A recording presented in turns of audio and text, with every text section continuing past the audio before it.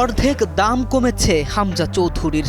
একটা সময় 10 million euro অর্থাৎ 150 কোটির বেশি মার্কেট ভ্যালু ছিল হামজা চৌধুরীর, যা এখন নেমে এসেছে ঠিক অর্ধেক অর্থাৎ 5 মিলিয়ন ইউরোতে। আমরা কি প্রাইম টাইমের হামজাকে বাংলাদেশের হয়ে খেলতে দেখতে পারিনি? তাহলে কতটা ভয়ঙ্কর ছিল প্রাইম টাইমের হামজা? দেশের জার্সিতে তাহলে কতটা অদম্য গতিতে ছুটে চলতেন তিনি?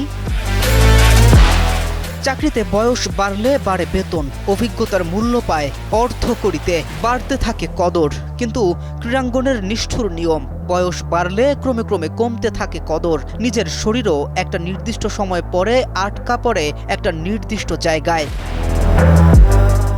যেমন ধরুন ক্রিকেটে সাকিব আল হাসান। নিজের প্রাইমে দুনিয়ার তামাম সব লিগের হটকেক ছিলেন এই কিংবদন্তি ক্রিকেটার। শুধু ফ্রাঞ্চাইজি লিগগুলোতেই নয়, প্রস্তাব এসেছিল ক্রিকেটের আবিষ্কারক দেশ ইংল্যান্ড থেকেও। কারি কারি টাকা, খ্যাতি সবই মিলত।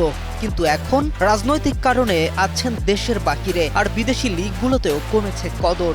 দুনিয়ার অন্যতম সেরা লিগ আইপিএলে খেলা হচ্ছে না বেশ কয়েক বছর। বিগ ব্যাশ পিএসএলেও দেখা যাচ্ছে না আগের মতো। সিপিএল সহ অন্য লিগগুলোতেও আগের মতো রাজত্বটা আর নেই। বয়স বাড়লে কদর কমে, কথাটার সত্যতা এখানেই।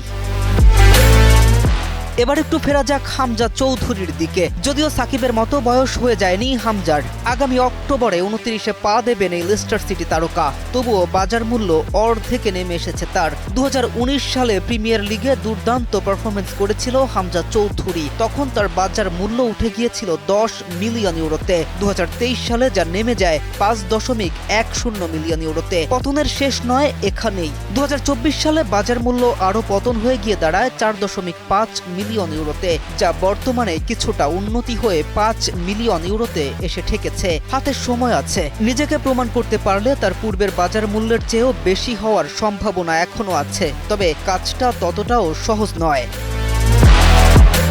কে এম রাফিন, নিউজ 24।